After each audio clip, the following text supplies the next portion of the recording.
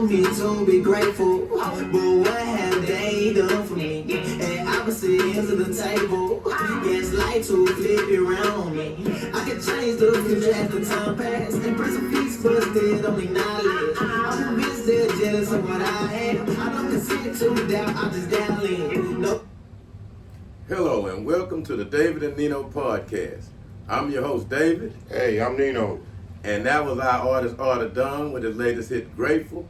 Make sure everybody go out there and get it and show him some love. And shout out to his manager, Clint. Keep grinding and keep pumping that good music that everybody likes.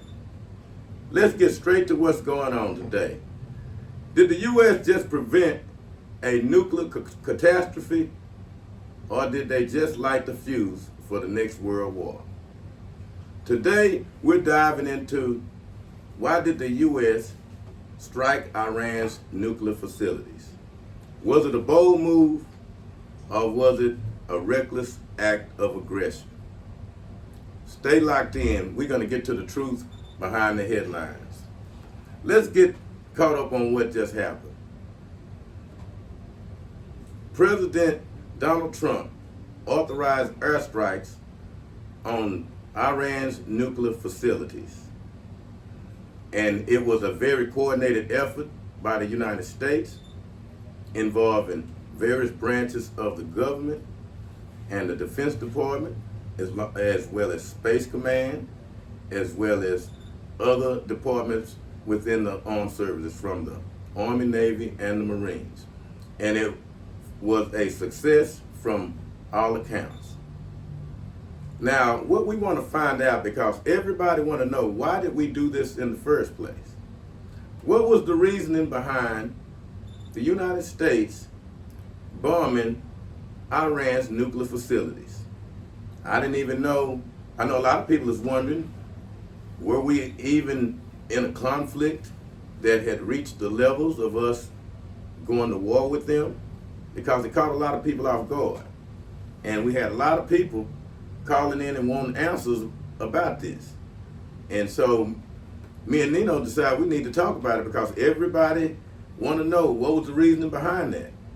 So before we get to the questions, I'm going to ask you, Nino, what do you think about this strike on Iran's nuclear facilities?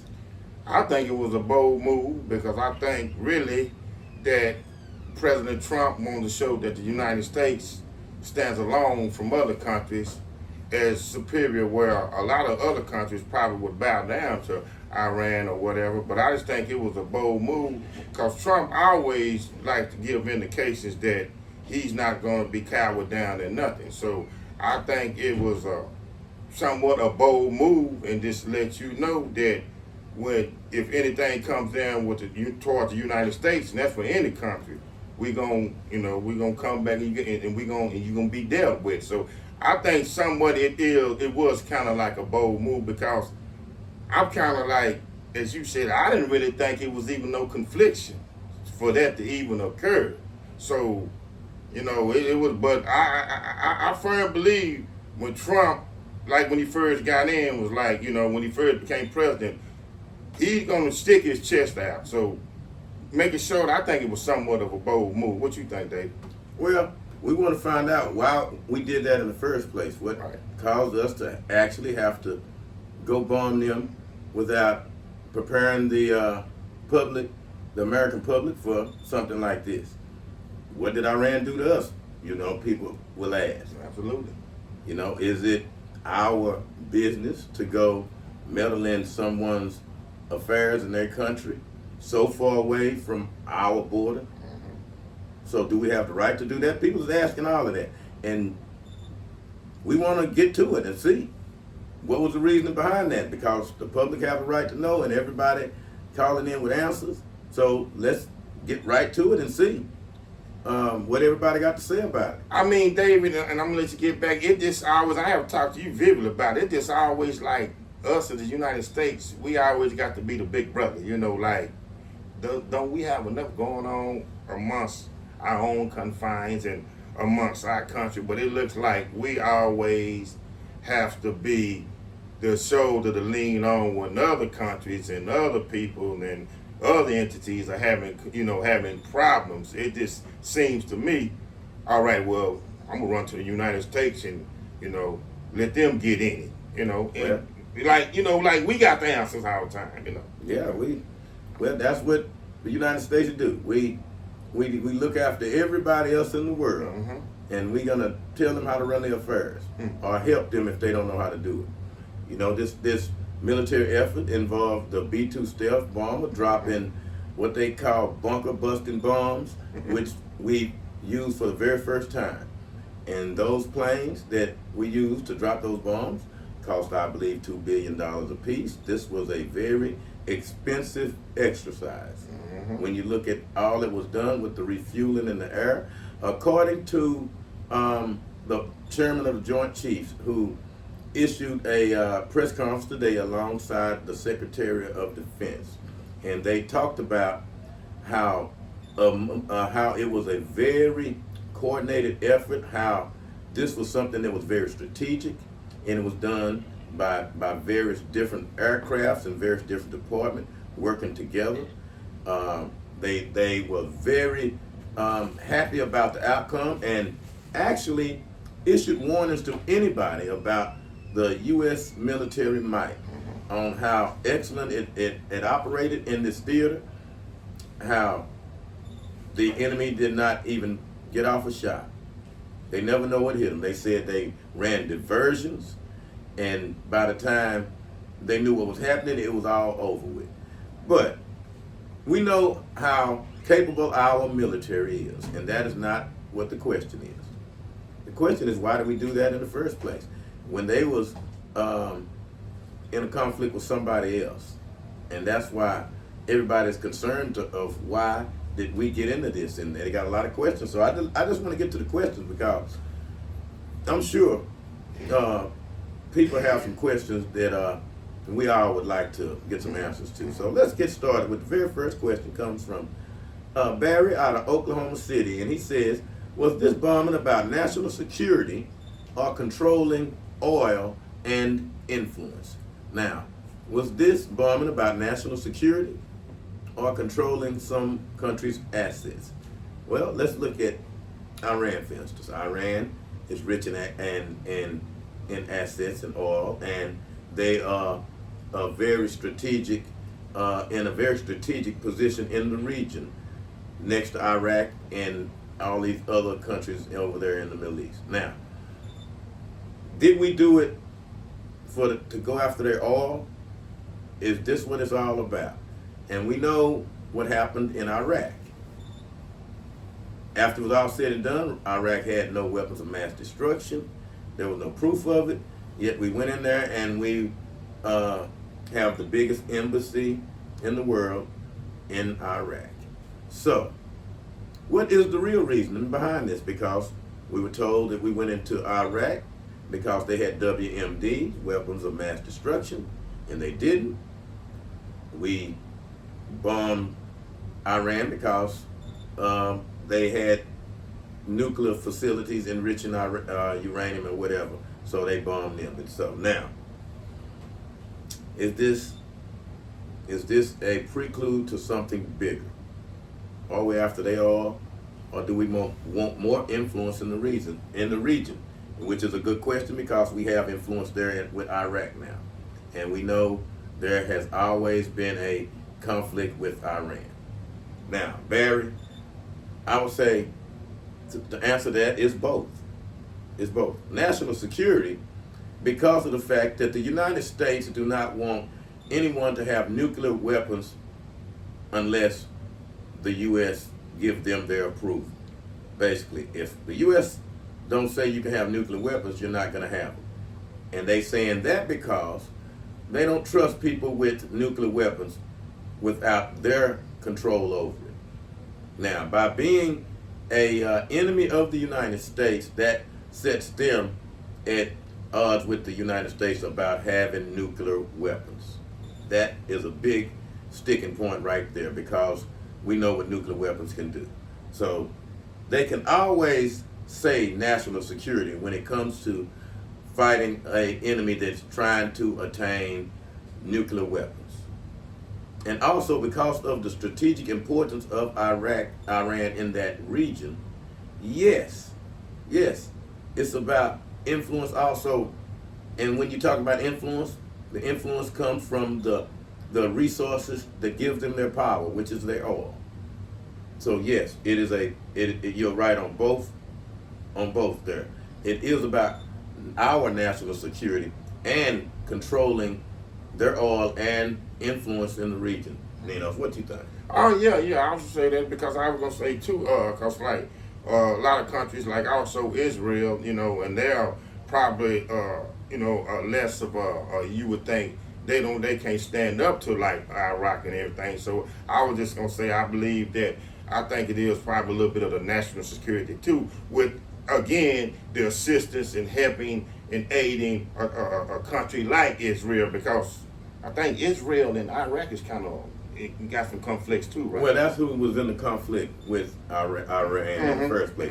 They're both shooting missiles at each other. Right. So again, I was just thinking like that too. But then again, like say, the oil is great too, because Iran is by probably the leading source of oil, right? Yeah. So when and of course the United States of America love oil, so I mean that's a good point there, yeah. So I'm just gonna say, but I'm just saying that point too. Well, we wondering if that's the reason why we got in this in the first place, when we wasn't getting any conflict on our soil behind it. Right. This was a two-country conflict at that point. Now we have entered the arena. I mean, David, it just comes out of nowhere, man. It just it's just like say it comes out of nowhere, and I'm a firm believer. Sometimes I know you have people. I mean, if we don't have nothing to do with it, why we even enter the spectrum of getting, Well, we have a lot of people in this country that pay a lot of money to different lobbies that have influence in Washington, right? And they have special interest groups that help different countries. And some countries get more help than others, and have more influence than others, and get a lot more done. So we're looking at that. We're gonna talk about that a little later. Our next question comes from Craig out of New Orleans, and he says, "Was this a preemptive strike or a reckless gamble with global consequences?" Well, we know. Well, he said preemptive strike, and basically it was because the president warned that he may do something, but he did not tell him when. And basically, when you leave it open like that, let them know that I'm moving warships in the region, which always would give a country an alert that something may happen, because that costs a lot of money to move a lot of warships like that. The refueling and all it takes. So you're spending a lot of money. So if you're doing something like this and it's not a military exercise, they know there is a possibility that something may happen. So by moving your assets in the region, Iran should have known that something could happen, especially with dealing with someone like President Donald Trump, who don't bluff. Yeah. If he says he's going to do something, he's going to do it. And when you're dealing with your adversary, the main thing, you might give warning, but you never let them know when you're going to exactly, touch somebody up or whatever, too. But I'm just going to make that point, too. One thing about Donald Trump, President Trump, though, he don't bluff. So when he says something going to go down, as I have seen, this term and also the first term, one thing about him, he stands solid on what he's presumably gonna say he's gonna do. So yeah. Well, second part of the question is, was it a reckless gamble with global consequences? That is yet to be seen because of the retaliation that has been. And then you can only sit and wait on that because, and see, Dave, this is what gets me, the waiting game of if the retaliation is going to come, now, because of course we have struck, the United States have struck, but Iran also vowed that it will be repercussions, so if we get striked on, we're going to strike back. So this is the interesting thing, the end game, the waiting game of it. Yeah, and the U.S. is still on alert, right. Have assets in the air, watching for any type of retaliation. Now, this could actually generate sympathy for Iran, because, and this is what I have a issue with, because why I would say it's possible there could be global consequences, is the way we did this. Once we did this and we achieved victory, it seemed like we gloated on a world stage, to where we rubbed it in their face how superior we were militarily, how superior we are militarily, and that if anyone tries anything, these are the consequences. Well, when you do things like that, you can make enemies become friends to take down the bigger enemy, which they would see as someone that is acting like no one can touch them. Who could bring us down? And that is what I saw in the press conference from the Secretary of Defense and the chairman of the Joint Chiefs. Yeah. You right there, because it was up there. We was watching it. They was just like, they were just heavily gloating about it. And I think this is still a very serious issue, which we still don't really know what the outcome, because it was also said still, we really don't know the severe damage that was did to Iran. You know, it's only an estimation and a hypothesis to it. But yeah, I agree with you there too, my dude. Yeah, man, that's what got me, man. I mean, I just think when you're a real dude standing down and you're a real soldier, you don't have to gloat about it. It's not nothing about it, because like you say, you know, enemies get together and become allies, and now they looking at you. Yes. You know. That's one of the dangerous things that could cause global consequences, is because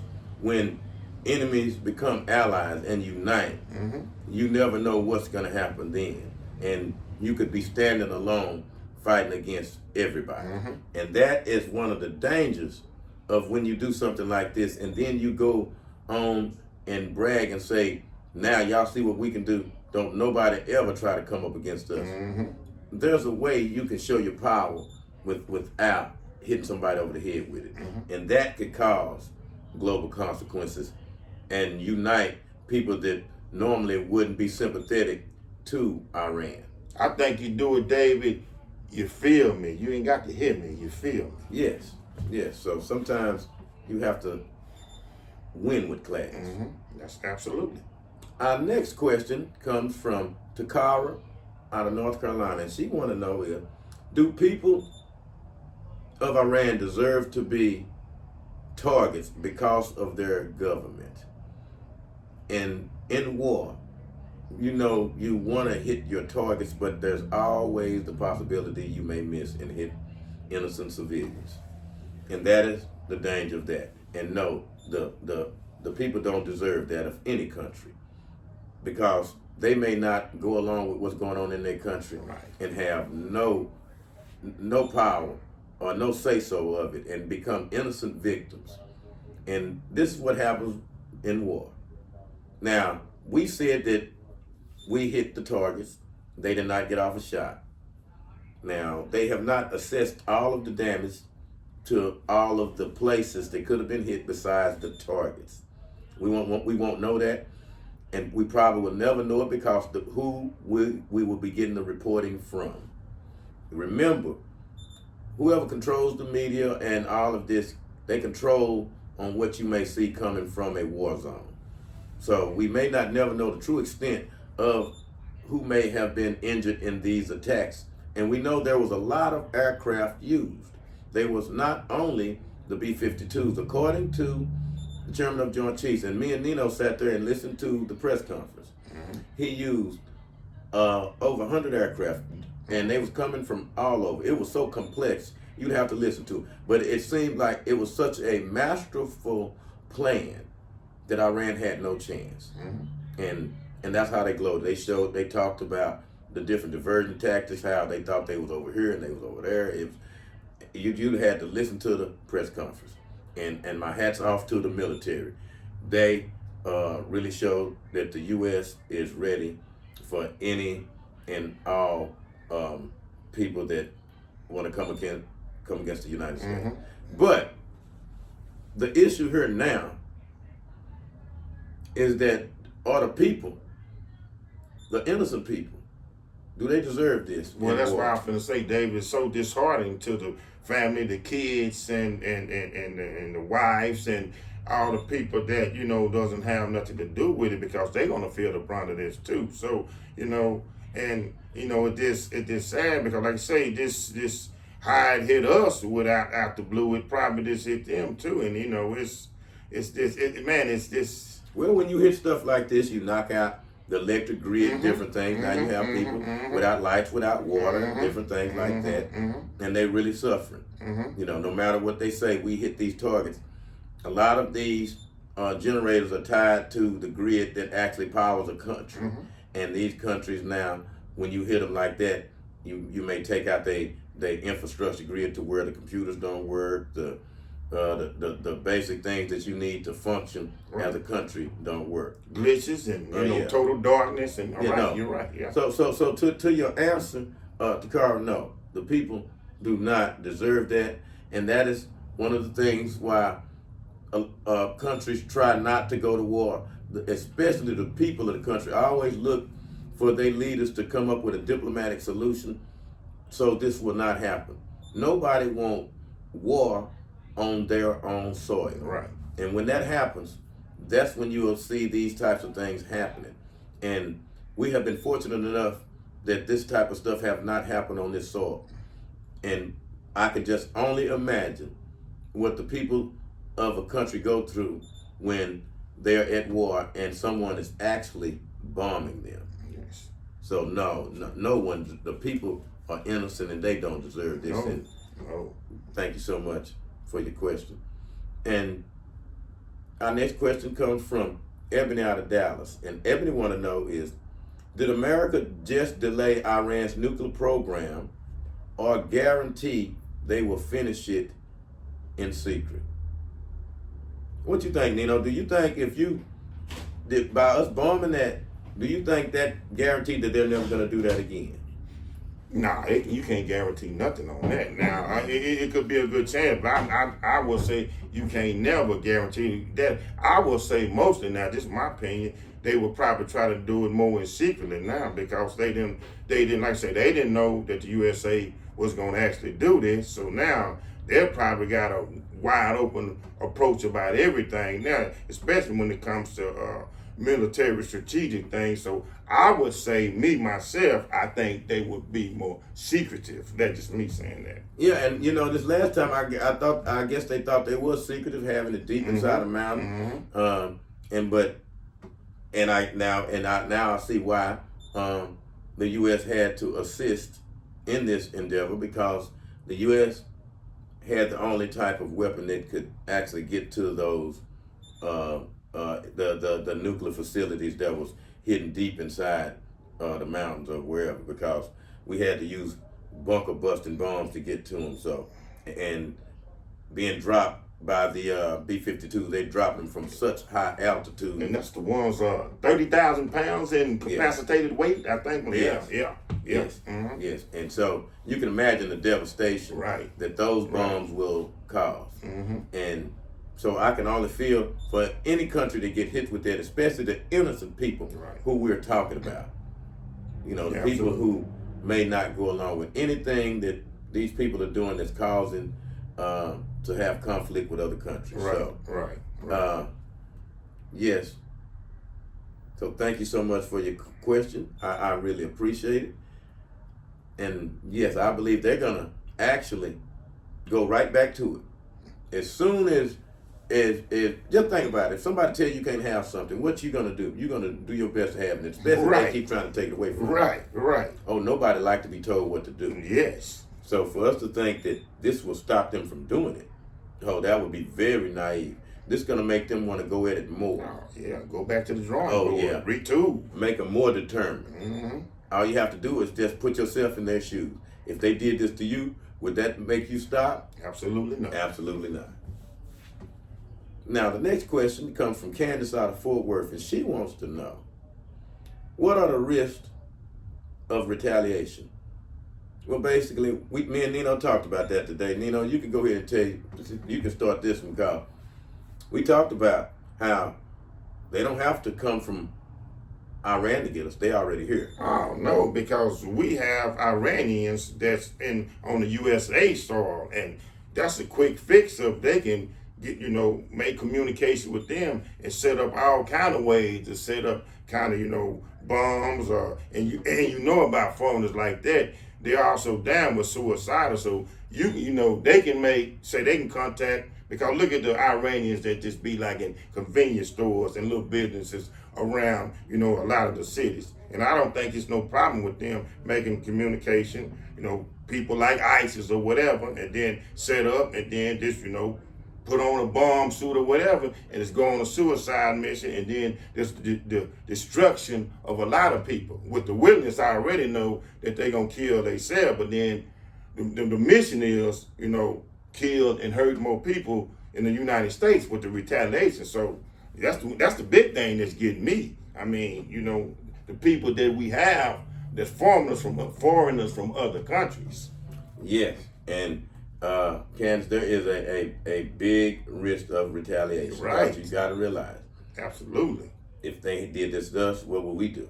So they're not going to just take this and say, oh, okay, we're not going to do this anymore. Y'all showed us after blowing us up like that. We scared of the big bad United States of America. No way.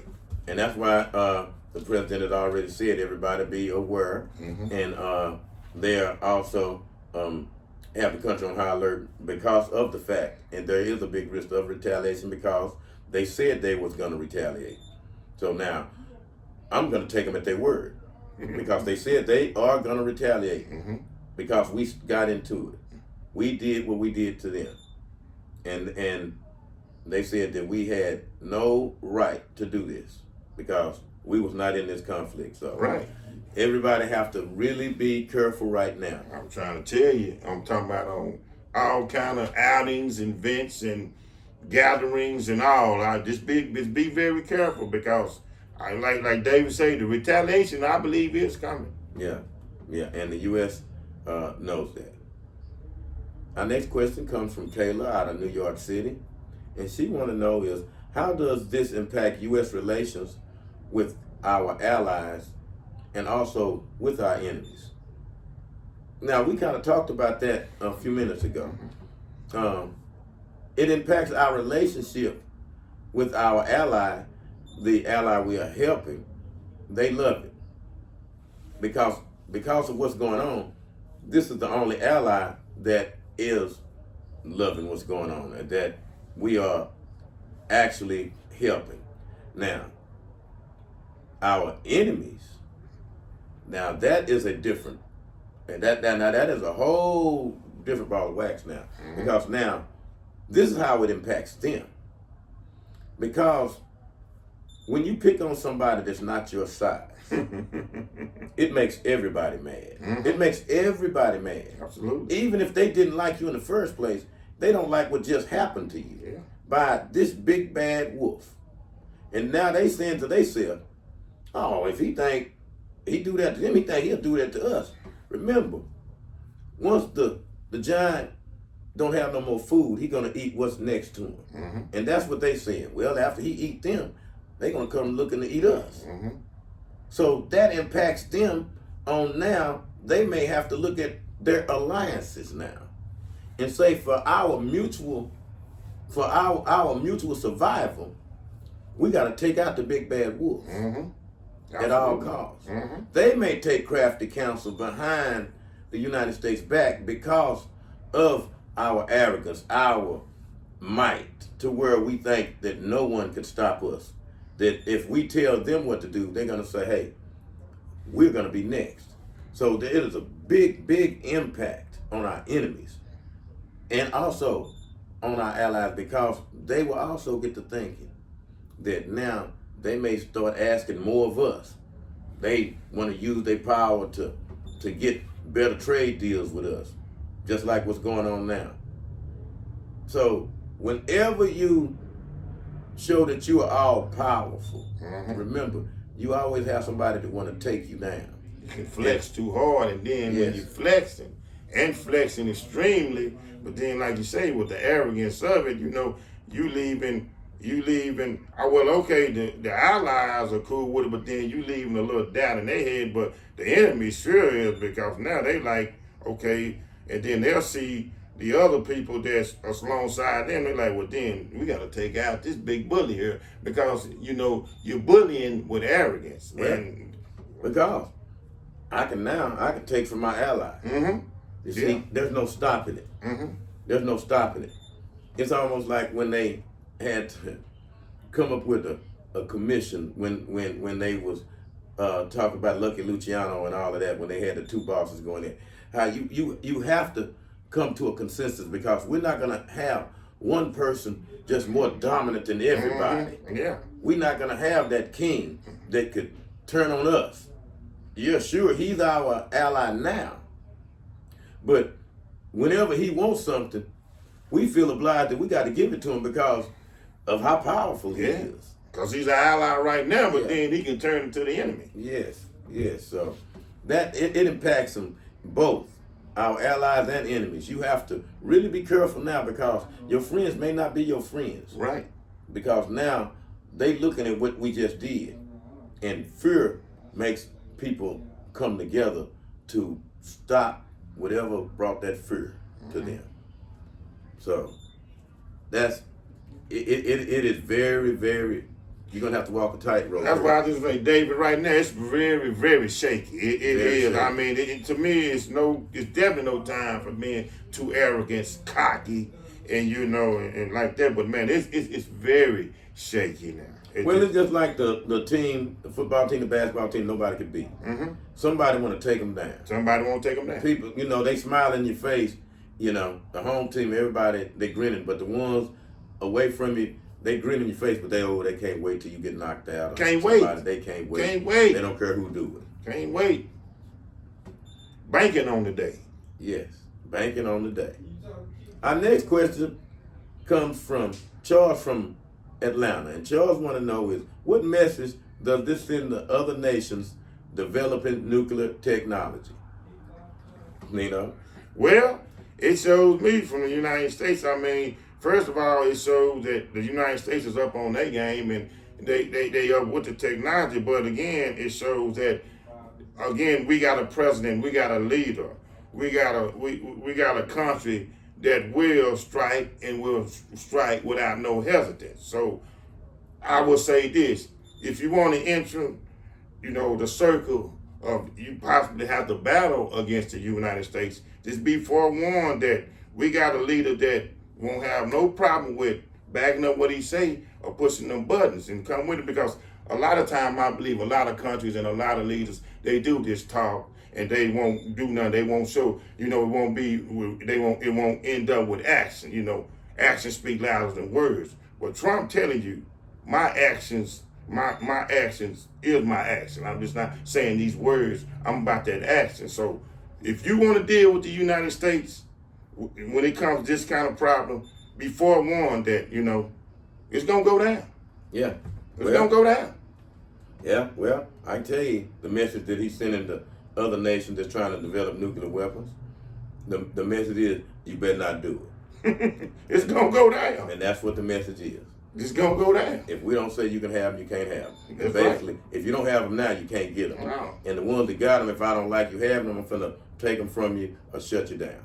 And that's just how it goes.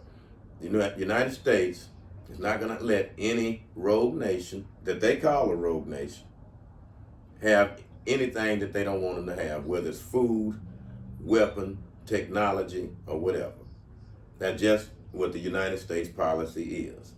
So the United States sent the message to any nation that's thinking about doing it.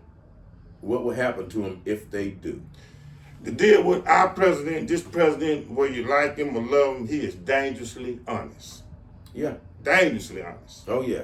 He's not the one to play with about this. His diplomacy is, I done told you once. I done told you once. Shame on you.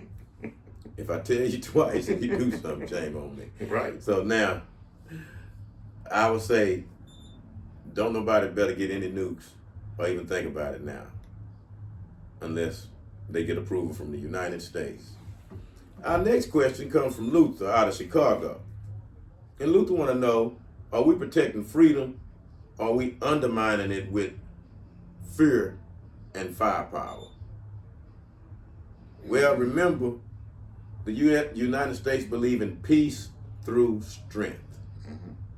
And that is what the United States go by. I'll give you the olive branch, or I will give you the arrows. Absolutely. Now, in the United States, their policy will be saying, and they will say, we are protecting freedom. And how the way of a lot of time protecting freedom, affirmative action. Yes. And I got to have the firepower to back up this protection. Because to let you people know that may use your firepower to take our freedom away, we're not going to have that. And that is why they would say doing something like this, they're doing it to protect the freedom, that this country won't one day think about sending one of their nukes over here. Now, that is what we're going to say. Now, is that undermining freedom? Their freedom to protect themselves, their freedom to have weapons to protect themselves against other countries in their region that have those weapons? Are we undermining their freedom?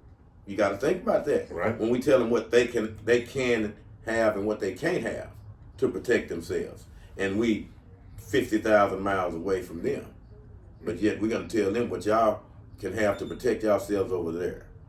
So are we undermining their freedom? Are we doing that at the expense of saying that we are protecting our freedom? You know, I believe we are doing a lot of the protecting our freedom, because this is, again, you leaning on us. You asked us to partake in your battle. So I think a lot of it is, we're protecting our freedom, because still through all of this, even though we was brought into this, we still have to have our own basic freedom. We still have to protect ourselves. We still have to protect the turf that we walk on and deal with. So, no, I didn't. Go ahead. No, you go. You good. Well, was there ever a threat from Iran to send them to shoot a nuclear weapon over here? No. Was there any threat that would warrant us to act so quickly and so decisively? No. You see, no. I'm just asking the question. That's what everybody's asking. Right. So, are we protecting our freedom in the middle of undermining someone else's? Well, but like I say, because obviously to be asked, because they had to be asked, for us to get into it, the countries that are lesser possibly think they can't stand up to Iran or whatever, Iraq. So they figure like, okay, well then we need the United States is a big conglomerate, so their assistance would be, helpful too. Because I think a lot of this is this, they feel like, a lot of countries just feel like they're weaker than Iran. And they know one thing about the United States is we're strong, but I don't think it's really undermining that. But then again, I'm still say this, I believe again, too, we have to protect our turf and let people know how we deal over here too. Well, don't we always say if there's a one-on-one fight, don't nobody else get in it? Right. So now, that's true too. That's true too. We having a one-on-one fight. Now you're gonna go get Debo to get in it. Mm-hmm. Now you're gonna give yourself the overwhelming advantage. Now what happened to us going head up? Yeah. See? So, and I'm just using that as an No, analogy that's facts. right That is here. facts. That is very fact. That is very fact. Handle your own battles. Yeah, it seems like that was Fight your happening. own battles. Because when it comes to us, we basically all the time fight our own battles. Yeah. I'm talking about the United States of America. We fight our own battles. We do. But you're right. You got a point there. Yes, sir. Leave Debo out of it. Yeah. That's what I look at it. Yeah, leave Debo out of it. Trying to get an edge. Mm-hmm. See, I like that. Yeah. Well, because this is something that everybody's concerned about on the reason why we actually did this. That's really concerning. Yeah, because it's still concerning to me. It's very real. Why did we do this at this point? Well, we minding our little old lonesome self over here, so why did we have to intervene? Yeah, that's what It still gets me. I don't know. We're going to talk about that a little bit. Man, it still gets to me, man. Get to a few more questions. We don't want to hold everybody too long, but, we had such an outcry and an outpouring of questions about this that came in that we was actually, we're going to talk about something else, but they wanted to talk about this so urgently because this has just happened that we had to talk about this. So But I don't blame him, Dave, because this is serious. Yes. I don't blame him. Yeah. This is serious because now you done stuck your feet in hot water. You Yeah. know, you done stuck your feet in hot water. Well, they don't tell me after he come in work, he's saying all the people on the job, they talk about going out buying rations and everything. Oh, yeah. Parallel, I'm talking about quickly. I'm talking about just like, you know, just like when the pandemic came, they're already on the horn talking about that. They already, you know, in a state of panic and urgency. So, you know, like I say, this is very serious, man. Yeah. And when we, by us doing that, hey, man, we got ourselves into something that we wasn't even in. Yeah. You know, and now only thing you can look for is see what would the outcome, what would the conclusion, what would the end game be. Yeah, because we just started something and we don't know where we're going. We don't know where we at. I mean, David, that is what just got my mind this time. We don't know what gonna be the outcome of this. We can only sit back and assess. I'm really thinking, does the president, does the people in Washington really know what, you know, they'll give reports and everything, but do y'all really know? I don't know. Well, I know Blue, Anthony Burbage out of Ohio want to know, is the U.S. defending the world or playing global bully again? Are we defending the world?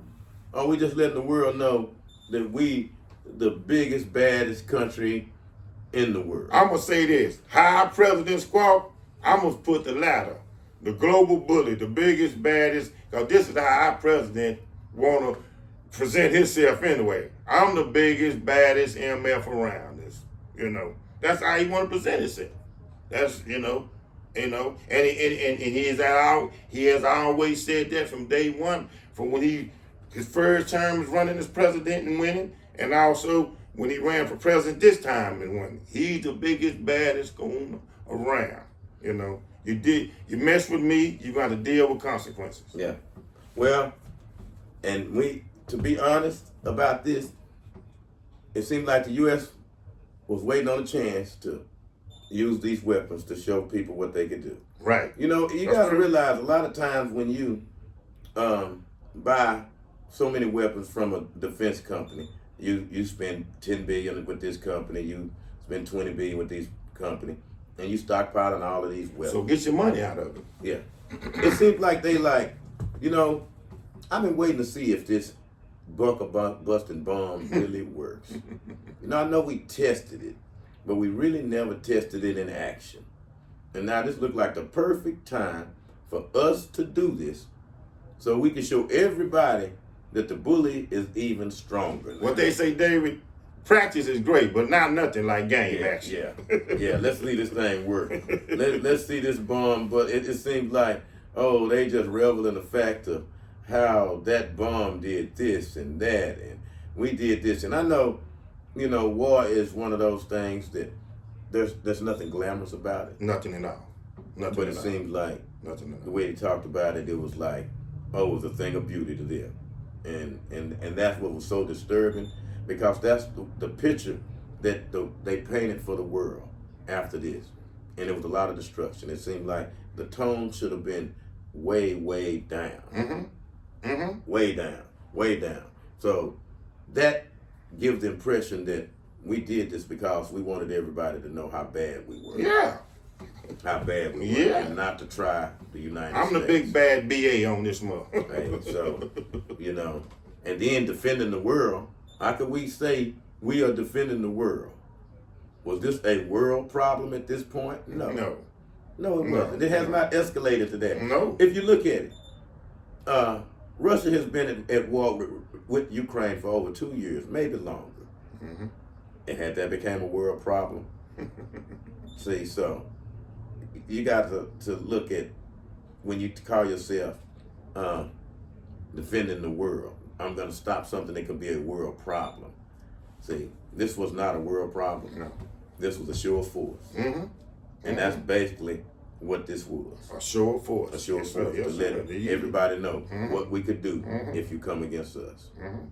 Now, next question comes from Tammy from Fort Worth. And Tammy says, how would we react if another country bombed one of our facilities in the name of peace?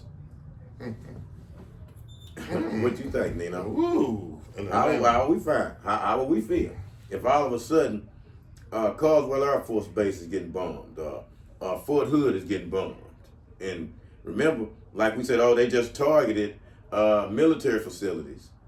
So now, but remember, people are working at these facilities, so we're killing people. So now, how we feel?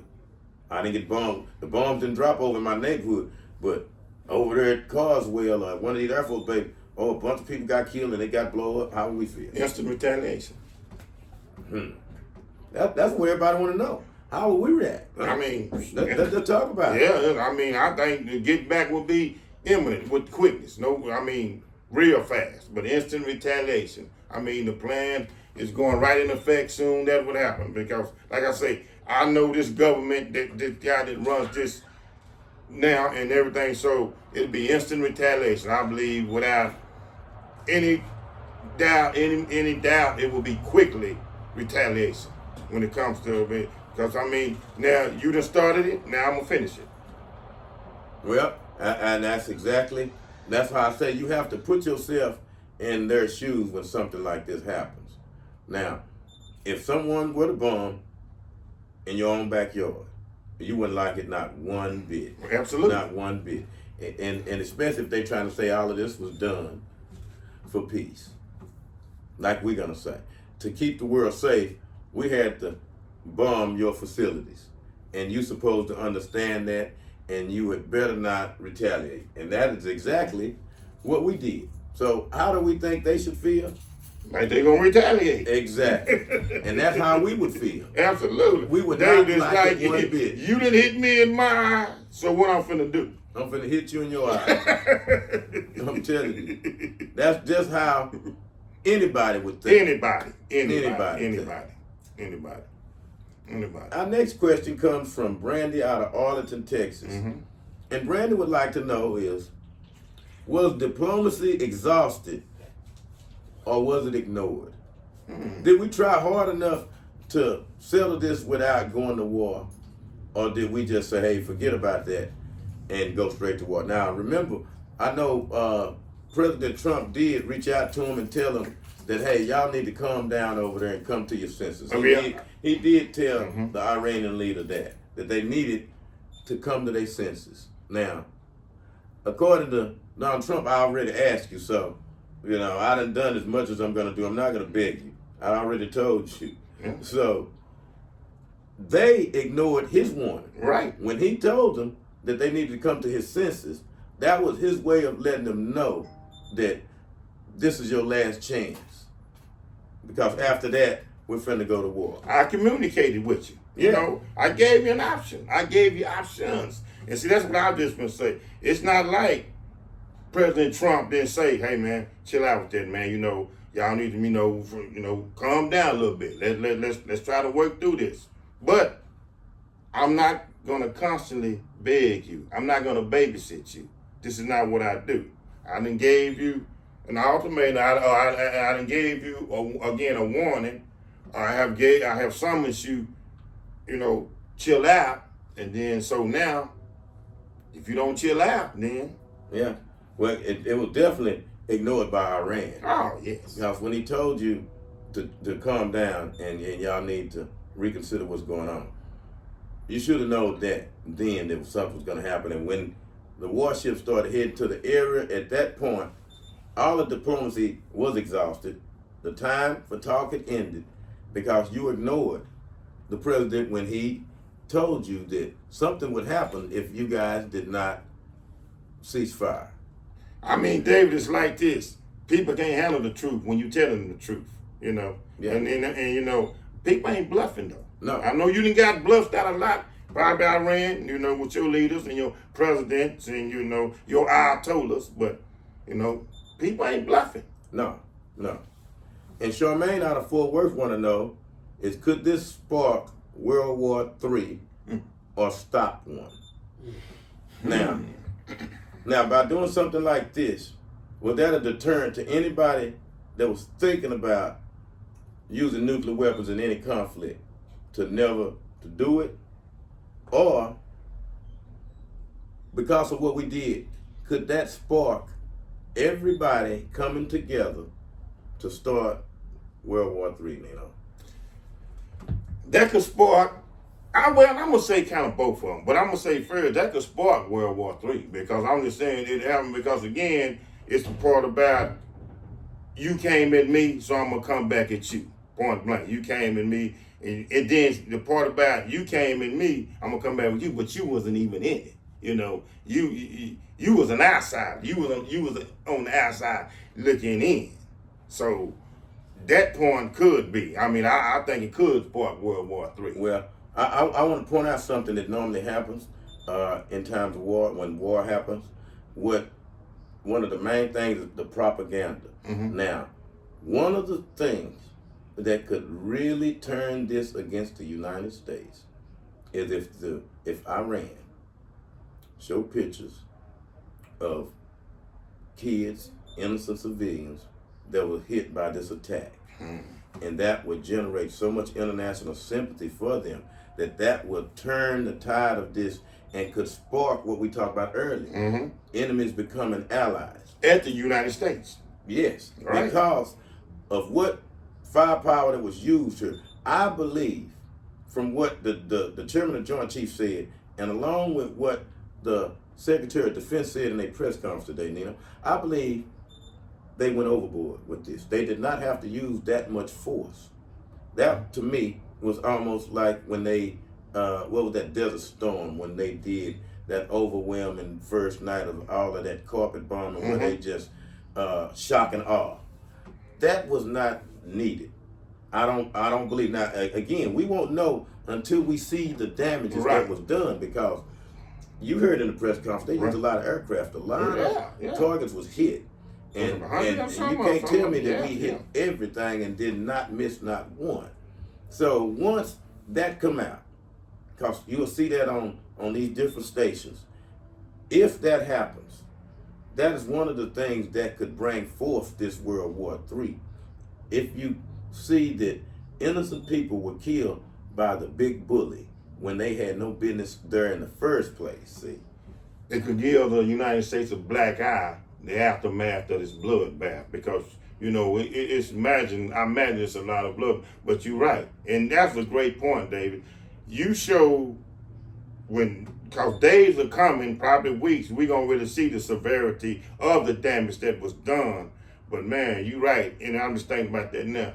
That will turn highly favorable in Iran because again, innocence was tampered with. Well, because during the Iraq War, and this was something that it was chronicled, and it got out in the X and showed it on TV and on the History Channel, and I believe they called it the Hell Highway. Mm-hmm. But what it was you had a lot of people that fled Iraq in the mix of the war when the United States was liberating Iraq, or whatever they want to call it. So anyway, a lot of these people was leaving Iraq, and the United States had them blocked in, and what ended up happening was one of the biggest massacres in the war. That highway of people leaving, and there were so many innocent people, was all slaughtered by the United States, and those images were shown. And the United States, they was, you know, they had to do a lot of explaining, and that was something that those other countries in the region saw. And something like this could happen again, could let them just reinforce those stereotypes about the United States. So this is one of the things that could bring forth World War III. Just think about it, David. If the toll on this was say 100,000 to 150,000 innocent people killed, that's enough blood and possibly more to fill up a river. Yes, and it's enough to get the international community in such an outrage, Right. that you would turn the support that you have against you. Mm-hmm. Right. Yeah, Right. so that, because we don't know the extent of the damage, and once that come in, we'll be able to assess more about this. But one thing we know for certain is Iran did say they're not going to take this line down. They will retaliate. Oh no, I stand firmly on. I know they're not gonna take it, because if that was me and you, would we take a line down? No, and I know the U.S. wouldn't. Somebody did. Got Hey, that look right. what happened at Pearl Harbor. Right. Okay. There you go. Hey, we didn't. we didn't get the message on. Okay, we're not gonna build no more warships as y'all attacked us at Pearl Harbor. That made us say we're gonna get you at all costs. Right. And our next question comes from Haley from Los Angeles, California. And she said, what's the real motive behind the U.S. targeting Iran's nuclear development? And we've been talking about it all night. The real motive, and now, actually, because we keep saying the motive is they don't want them to have it. But what was the real motive? Let's get a little deeper now. Why did we get involved with this on behalf of Israel to take out their nuclear facilities? Was it because that they would use those nukes on Israel? Because obviously they have missiles they can hit over there. So is that the real reason? The reason is they could hit Israel, not us. Because I don't believe they have a long-range missile developed yet that could hit the United States. But I believe they might have been close enough to, in their development stages, to have one that would hit Israel from Iran, or one of the bases that they have in the region. And that could be one of the motives, but again, you have to be able to know what's behind what they know. And all we're gonna know is what they want us to know, and what they're gonna put out. And they're gonna tell us is we don't want them to have nuclear weapons. They too unstable. They'll destabilize the region. They could shoot one at us. All of that type of stuff. But is that really the real reasoning? Is that really the real reason? What is it that Iran have over there that we may want? Now, I just want to throw this one little jewel out there. Okay. General Wesley Clark on a show.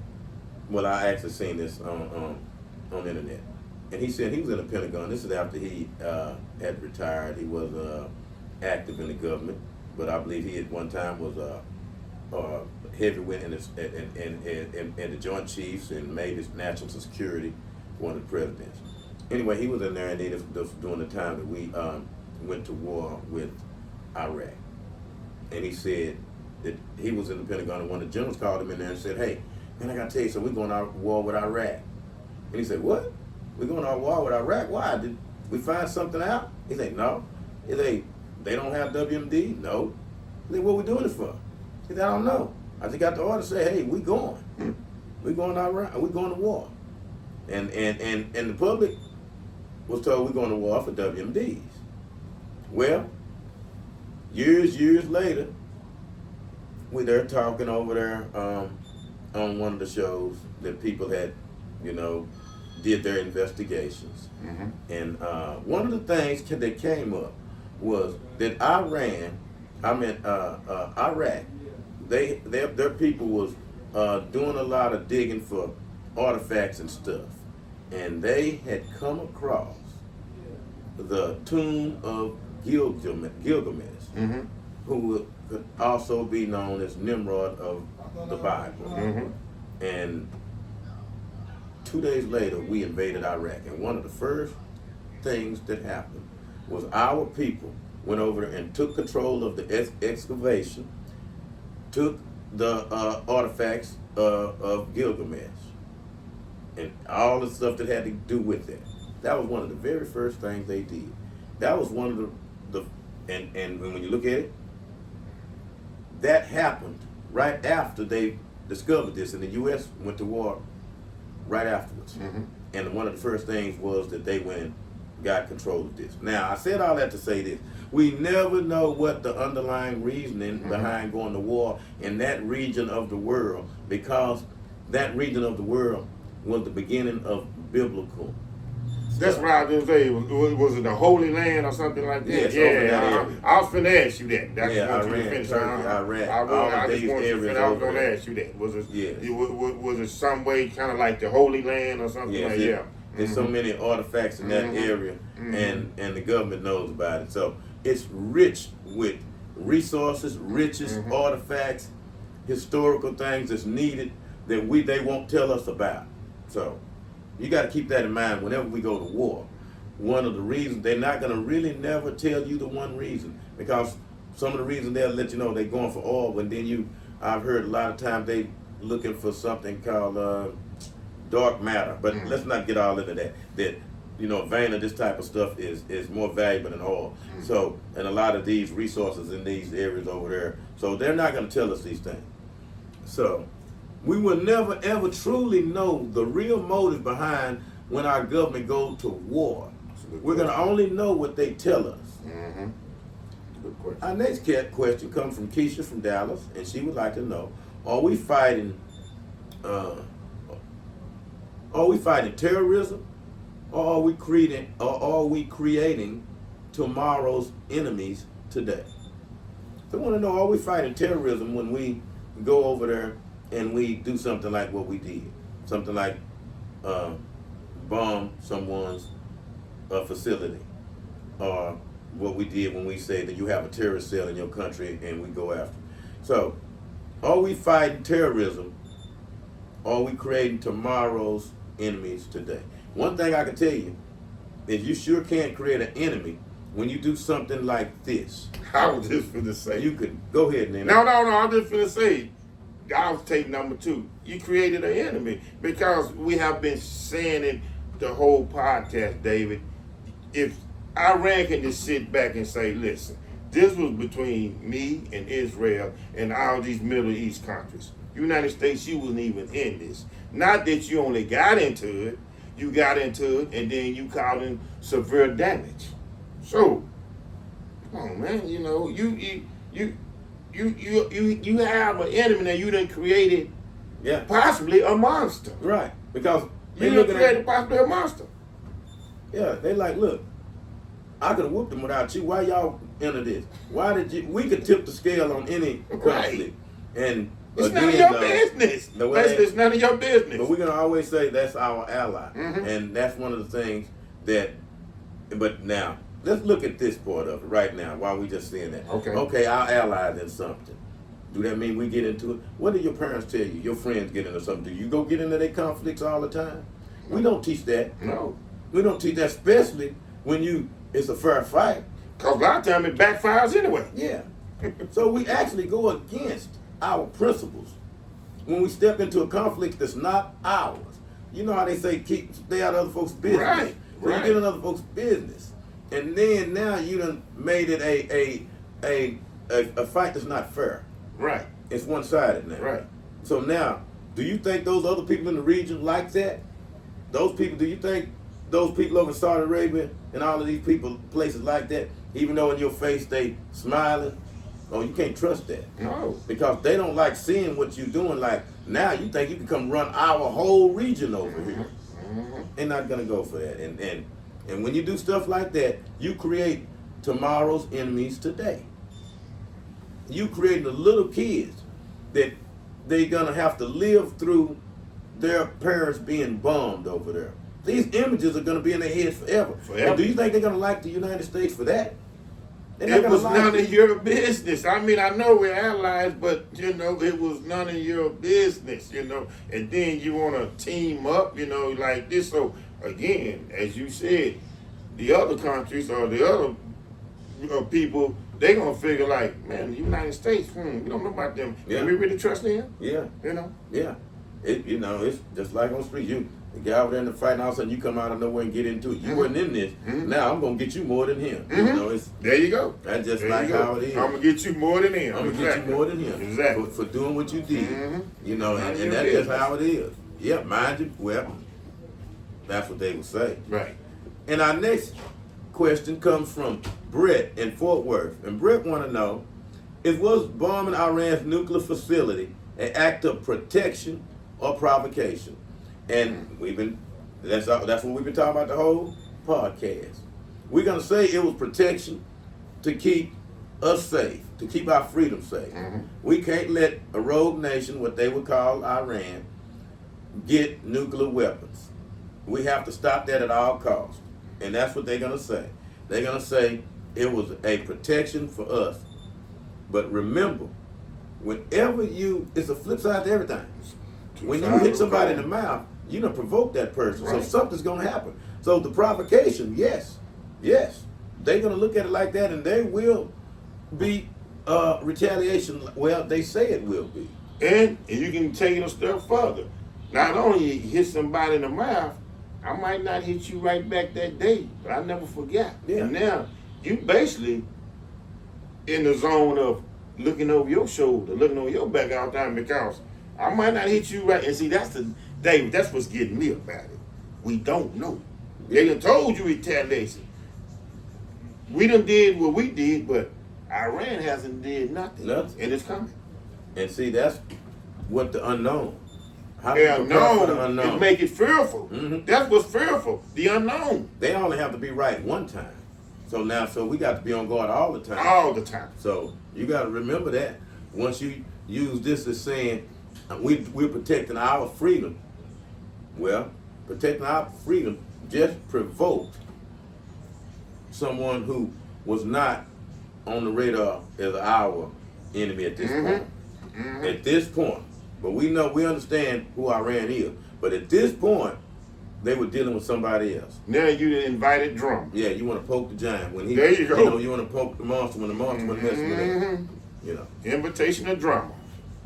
And our main man, Bruce Simmons, out of Michigan, Saginaw, he had to text in the question, and he want to know, did the U.S. prevent a future disaster, or did they just start one? And that's what we talk about. I don't think they prevented nothing. No, you can't never prevent no disaster. But you showed I started a disaster. Yes, we think that we just started. You can't prevent no disaster. Who can control disasters? Now- You can't, but you sure have started one. Tell us about what you were saying, Nino. Now we gotta look over our shoulder. about Oh, we these gotta people look at that's already ourselves. here. We don't know who we dealing with. I mean, it's like now we have so many Iranian immigrants in the United States which deal with selling goods and things like now. I'm kind of saying like you kind of said today, you know, and like I say, a lot of Iranians that have, you know, food chains and everything. Now I'm wondering, this particular food chain that I might usually go and buy and purchase some food from, will I really want to eat from there? Because now, you know, all bets off. Everything is wide open. You can send the word, hey man, contaminate their food, poison their food. Come on, man. Let's just be real with this. Let's just be real with this. Because people, it's this serious. It's this serious. It really is, man. Yeah, and that's right. They don't have to hit us from way over there. When you No. have somebody right here, No. you can have them doing covert actions here. Right. It's all kind of things. We see them in the movies all the time. All the time. These different type of scenarios are in these movies that Hollywood put out. And basically, they tell you that you're basically not safe. Remember, the United States they welcome anyone in. Anyway. We're so busy watching black people, we let enemies all over. We looking so hard at the black people now, the enemies are right up under your nose. And they ain't black people. And they're not black people. I'm talking about we'll let anybody in. Can't basically take care of your own people here. And the black people, I'm talking about even with homeless and everything. But, you know, Yeah. United States, I mean, tough as our president put us out there, sometimes we just too friendly. Yeah. We too friendly, man. Yeah. So there's a big disaster that has just started. Oh, what? Yeah. It's hard to hit somebody and say, now don't you do that no more. What? Oh, it don't happen like that in the No. movie. Nobody walk away just holding their mouth and say, I ain't gonna do that no more. The dangerous part now, Dave, is everybody, I believe, is now, just like you say, the unknown, win. Yeah. And see, that's what's going to put the fear, because that what got me on the edge. Win. How? Yeah. You know, and Coach Rock, he want to know, can war be justified in the name of peace? And that's what the U.S. do, peace through strength. If you're stronger than somebody, you can keep them from ever trying you again. Right. So this is how we maintain peace, by being the strongest on the planet, that nobody want to fight.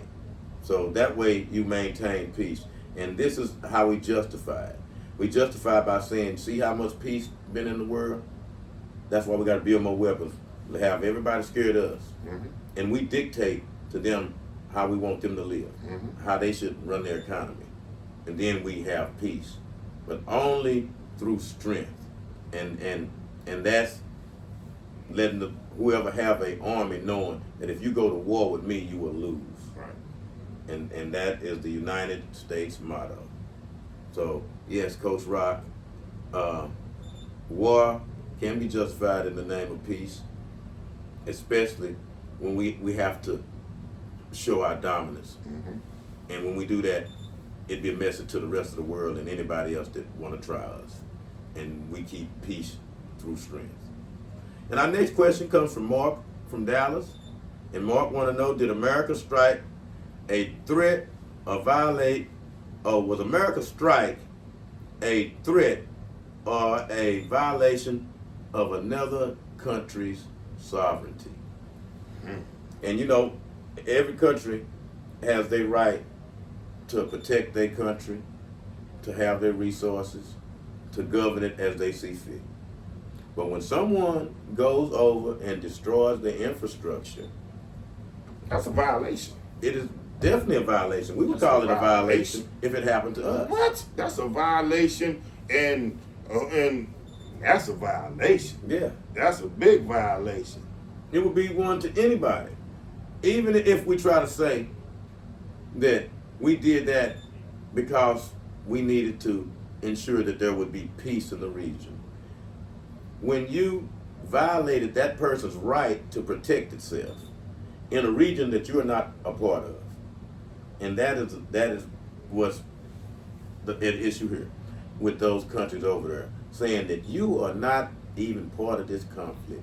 David, who appointed you judge, jury, and execution? And they're gonna say we did. We appointed ourselves. Right. Because we have the biggest military, and you know, if you don't do what we say, what'll happen? We're gonna come over to your country and we're gonna institute democracy because our way of doing things is better than your way of doing things. And that's just how it is. That's how it is. That's You know, how it is. they're gonna always say, when we do something like that, you know, we doing it because you are a threat. And no, it does not violate your sovereignty, because what you're doing is a violation to the international community, and we all come together to say what you're doing is wrong. So they take your sovereignty away because they saying that you shouldn't have something that you are entitled to have. And our next question comes from Herb out of Arlington, and Herb want to know, was this a strategic move or a political theater? And basically, this was political theater, and I say that because we wanted the world to know our military might, you know. Yeah, exactly. We want to know our military, how strong we was, how strong we are. We not to be messed with. We the mighty United States of America, and it starts with that man that runs it. But he has said that. But you know, you got to flex your muscle. You know, you got to flex. And when you flex your muscle, it has to be strategic. Strategic, yeah. And that's what we did. Yeah. It was a strategic move that calls for something only the United States had. Those bunker busting bombs. Oh yeah. Because in war, it's physical aggression, but it's also strategically too. Yes. And we was the only ones who had this, and everybody needed it. Well, they needed it, and we had it. So yes, it was very strategic that we were able to use this to show our military might, something that we always wanted to use, knowing that we're going to need to use it because the U.S. knew that these were facilities were being built deep inside mountains and underground. Knowing this, they built these types of bombs to get at those facilities, knowing that one day they would use these bombs to blow up those facilities that these different countries are building underground. And Dave, you can look at it like this. I know a lot of people gonna look at it, but it shows too, we the only country that could do that, because you know other countries presumably thought they could do this. So, but we showed that we can do it. You know, we showed. So even President Trump and them said it when they had the little press conference out of it. Everybody can't do this. Right. Right. When you the big BA, you know, it comes with everybody can't do what you do. That's how you become the big BA. That's right. And our last question comes from Dre out of Houston, Texas. And Dre want to know, does this send a message of strength or desperation? And I would say this sends a message of strength to the rest of the world on the might of the United States military. Because what do we have to be desperate about? Yeah, and that's what this was all done for, to let the world know if you were to cross the United States in any way, this would happen to you, no matter what country you are, friend or foe. Mm-hmm. And that's what they wanted to, on full display. They wanted to let everybody know that we are so superior and so strategically more advanced than everyone that we will strike your country in the heart of it before you even know what hits you, before you can even get off one shot. And this is what I they will saying. say two phrases on this, David, and I'm going to let you end it. Don't get it twisted, and I wish you would. Yeah, and that's basically the message that was sent. And war is never nice. And I don't know if we actually answered these questions or got to the bottom of it, because we only can talk about what we're being told. Mm-hmm. And this is what we're being told from the government on the reasons why this happened. And now the government is saying that everybody must be vigilant because Iran's saying that they will retaliate. Mm-hmm. So when you're talking about politics, this is something that everybody have to look between the lines on why we do different things that no one has any idea why we do it. Why we support different countries, on why we would get in something so quickly and do something like this. And only the government knows why they acted so fast in doing this. Mm-hmm.